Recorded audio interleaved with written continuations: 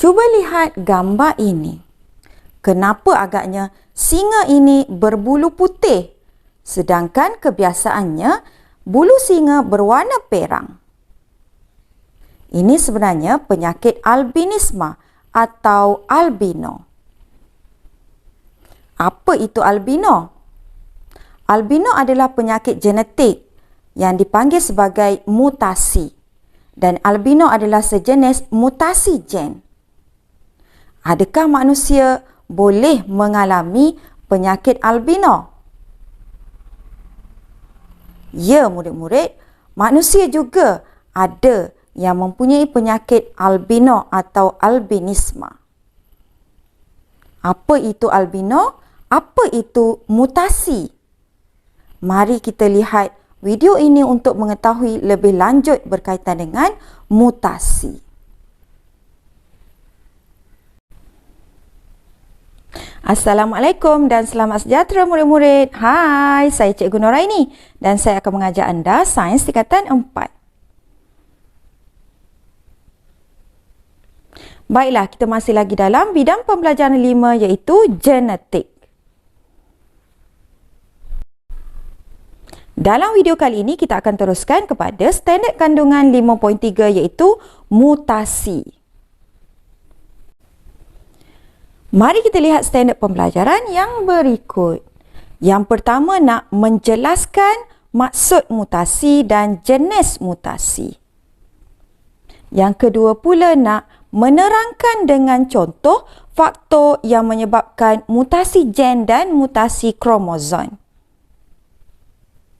Yang ketiga pula, nak menerangkan dengan contoh penyakit gangguan gen dengan ciri-cirinya dan kaedah mengesan penyakit tersebut. Yang keempat pula, nak membincangkan aplikasi penyelidikan genetik dalam meningkatkan kualiti kehidupan. Dan yang kelima pula, nak membahaskan kesan penyelidikan genetik terhadap kehidupan manusia.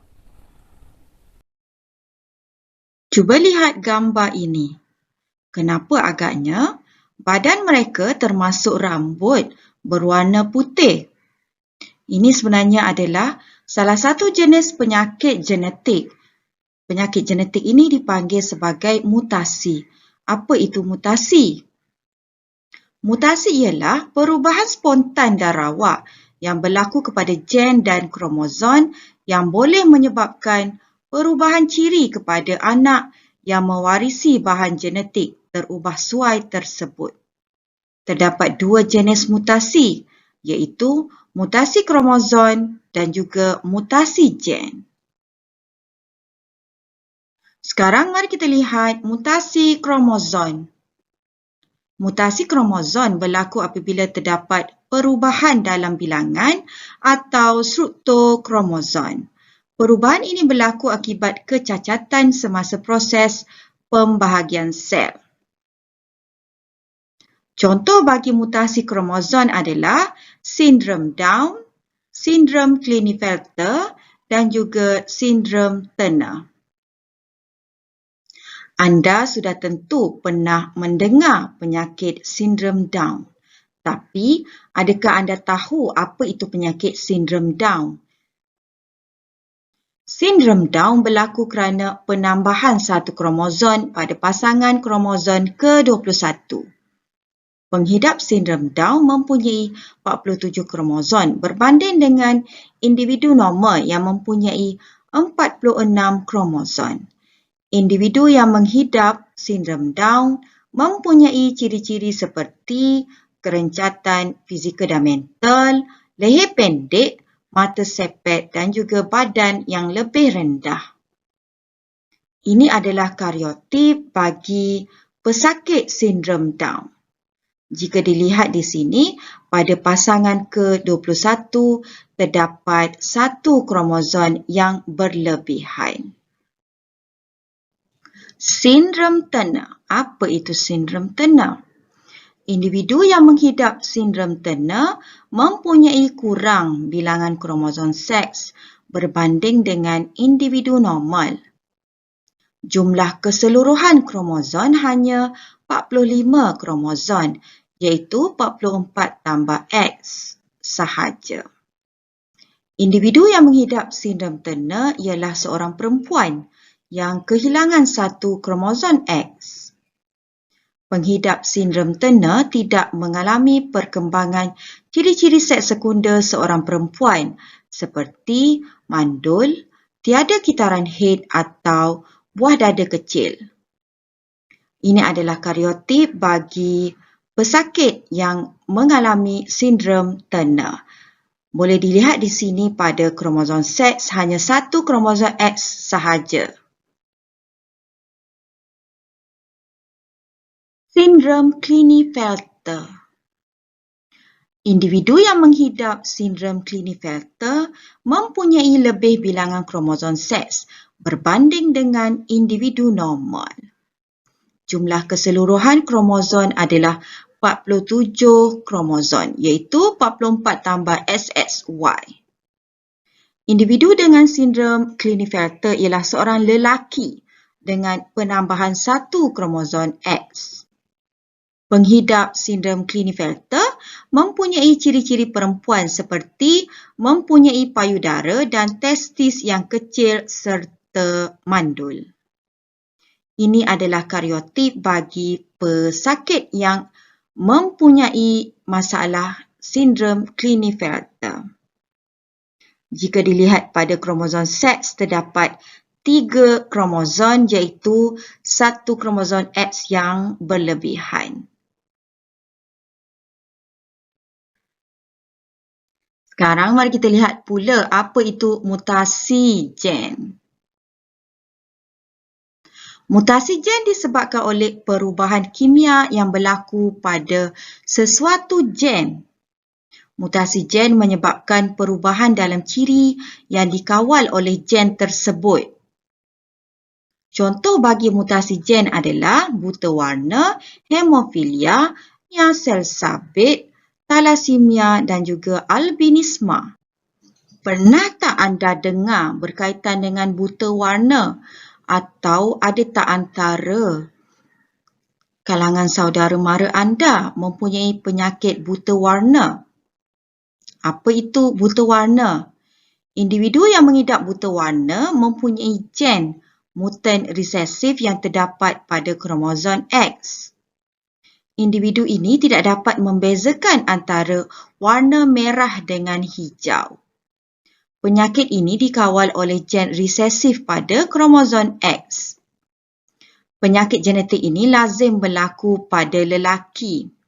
Jika anda pernah lihat gambar ini adalah salah satu cara untuk mengenal pasti seseorang mengalami penyakit buta warna.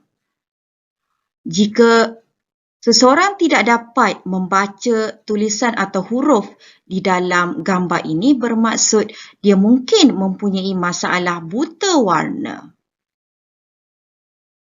Anemia sel sabit.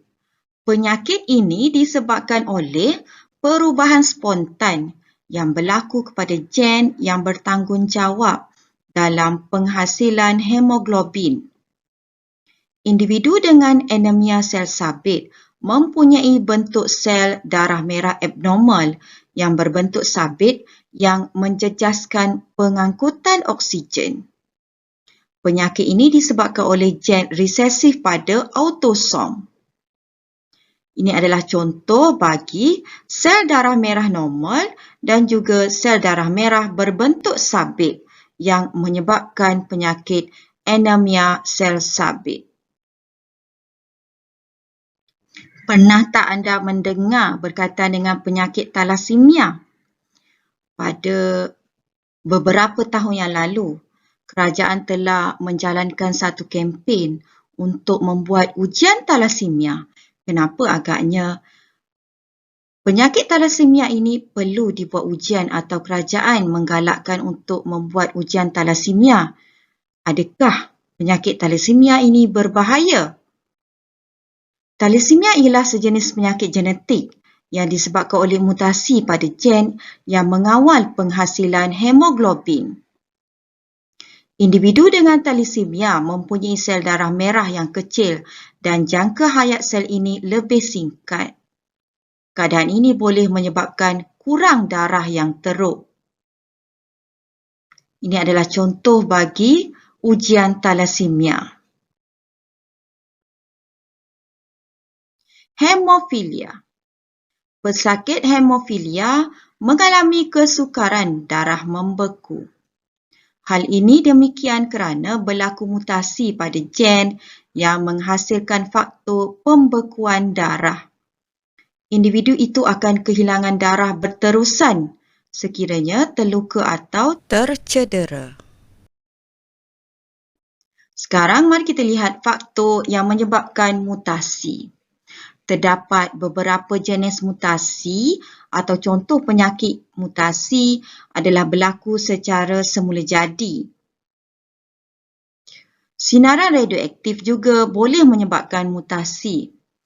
Kehamilan pada usia yang lewat sebagai contoh penyakit sindrom Down boleh berlaku jika wanita hamil pada usia 36 tahun ke atas. Sinar X juga boleh menyebabkan mutasi. Sinar ultraungu dan juga karsinogen boleh menyebabkan mutasi. Penyakit gangguan gen. Allele juga membawa trait penyakit yang boleh diwarisi dalam keluarga.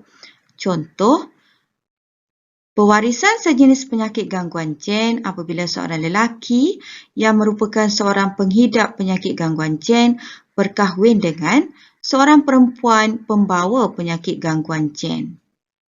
Sebagai contoh,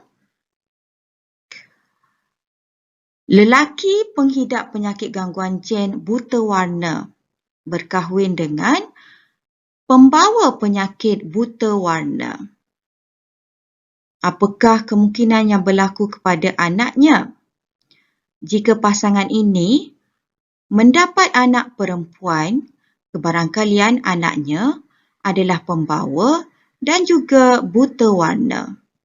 Manakala jika pasangan ini mendapat anak lelaki, kebarangkalian anaknya mungkin normal dan mungkin juga mengalami buta warna seperti bapanya. Kebanyakan gen yang mengawal sesuatu trait terletak pada autosom. Walau bagaimanapun, terdapat juga trait yang terletak pada kromosom seks.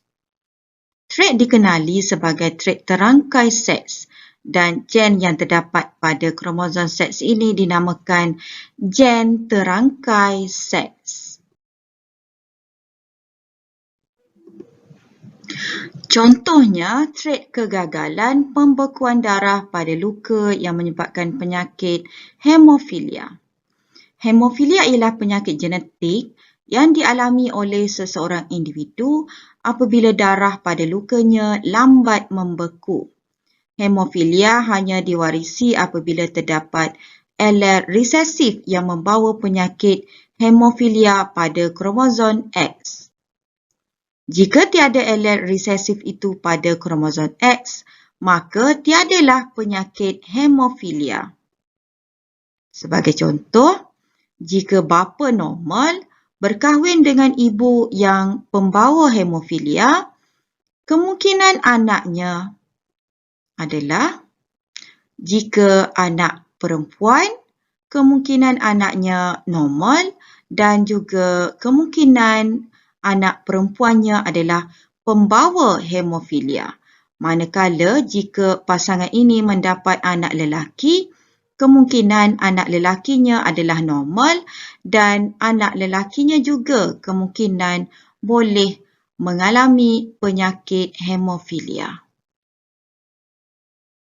Contoh lain, jika bapa adalah normal manakala ibu adalah pesakit hemofilia, apakah yang akan berlaku kepada anak-anak mereka? Kemungkinan anak mereka yang perempuan adalah pembawa hemofilia, manakala anak lelaki pula adalah pesakit hemofilia. Kaedah mengesan penyakit gangguan gen. terdapat dua kaedah yang boleh digunakan untuk mengesan penyakit gangguan gen iaitu kaedah amniosintesis dan juga kaedah kariotip. Kariotip yang terhasil daripada kaedah-kaedah ini akan digunakan untuk mengesan sebarang keabnormalan pada kromosom. Hal ini adalah untuk mengesan sebarang penyakit gangguan gen lebih awal. Apa itu kaedah amniosintesis? Kaedah amniosintesis digunakan untuk mengesan keabnormalan sel fetus pada minggu ke-15 hingga ke-20 kehamilan. Pada mulanya, kedudukan fetus di dalam uterus dikenal pasti menggunakan teknik ultrabunyi untuk memastikan kedudukan fetus yang selamat. Bagaimana kaedah amniosintesis dijalankan? Yang pertama, jarum dimasukkan dengan berhati-hati melalui bahagian abdomen ibu menembusi dinding uterus. Kemudian, bendalai amnion yang mengandungi sel fetus yang terampai diekstrak keluar. Bendalai amnion ini kemudiannya diemparkan untuk mengasingkan bendalai amnion dan sel fetus. Sel fetus yang terasing akan digunakan untuk mendapatkan kariotip. Sekarang mari kita lihat kaedah kariotip. Bahan kimia ditambah ke dalam sampel sel fetus atau tisu badan untuk merangsang mitosis. Kemudian, sampel ini diinkubasi selama 2 atau 3 hari. Bahan kimia lain ditambah untuk menghentikan mitosis di peringkat metafasa. Kemudian sel dipindahkan ke dalam tiub dan diemparkan untuk memekatkan sel. Sel kemudiannya dipindahkan ke dalam tiub baharu yang berisi bahan penetap.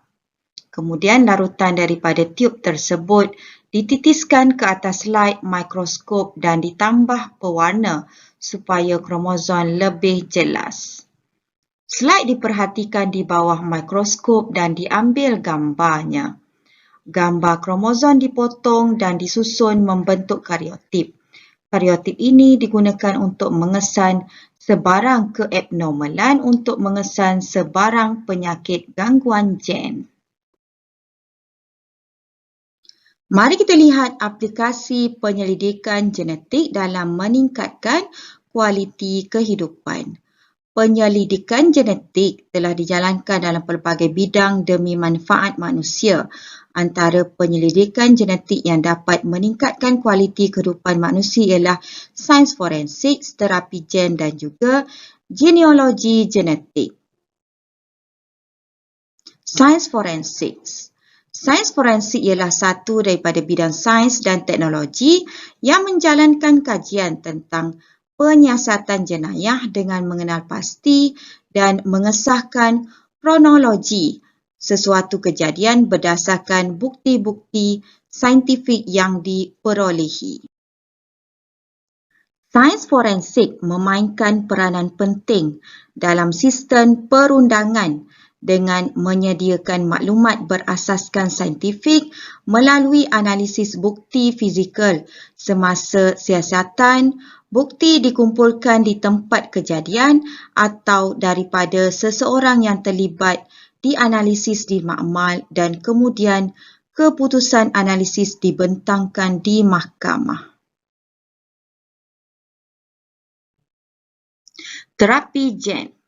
Terapi gen ialah satu teknik yang masih dalam peringkat eksperimen bertujuan untuk membaiki gen-gen mutant, iaitu gen abnormal atau cacat yang menyebabkan penyakit seperti cystic fibrosis, hemofilia dan juga anemia sel sabit. Teknik ini dijalankan dengan menyisipkan gen normal ke dalam sel atau tisu badan pesakit untuk menggantikan gen yang rosak. Mari kita lihat proses terapi gen. Yang pertama, sel stem dikeluarkan daripada pesakit. Kemudian, gen normal dimasukkan ke dalam virus.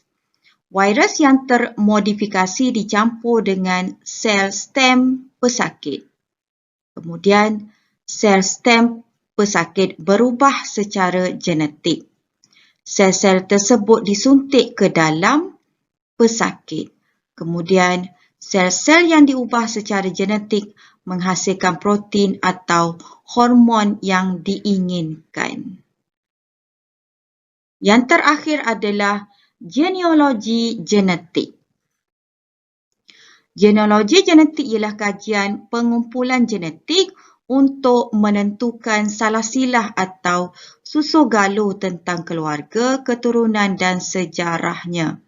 Ujian DNA digunakan dalam kajian ini. Sekarang mari kita lihat kesan penyelidikan genetik terhadap kehidupan manusia.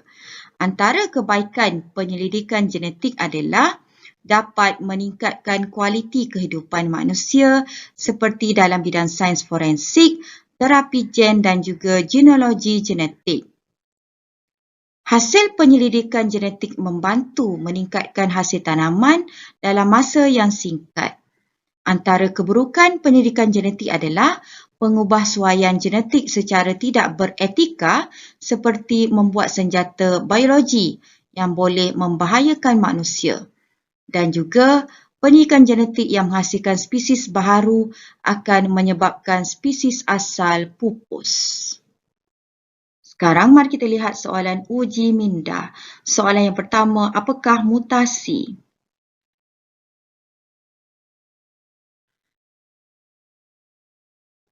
Jawapannya adalah, mutasi ialah perubahan yang berlaku secara spontan dan rawak pada gen atau kromosom yang boleh menyebabkan perubahan ciri kepada anak yang mewarisi bahan genetik terubahsuai tersebut. Soalan yang kedua, senaraikan 3 faktor yang menyebabkan mutasi.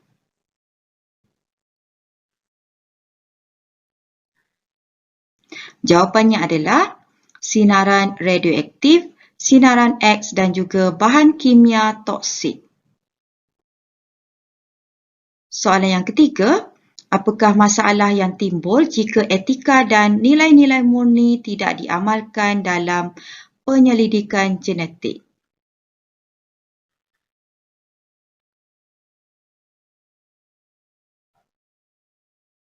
Jawapannya adalah kehidupan manusia dan alam sekitar akan terancam.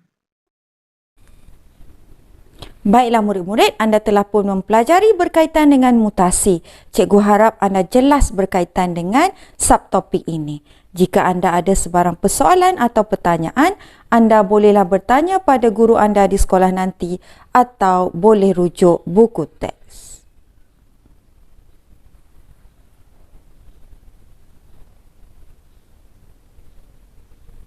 Baiklah, kita telah sampai ke penghujung video. Cikgu harap anda telah subscribe channel Cikgu, channel Noraini Gaming. Semoga kita akan berjumpa lagi untuk video akan datang.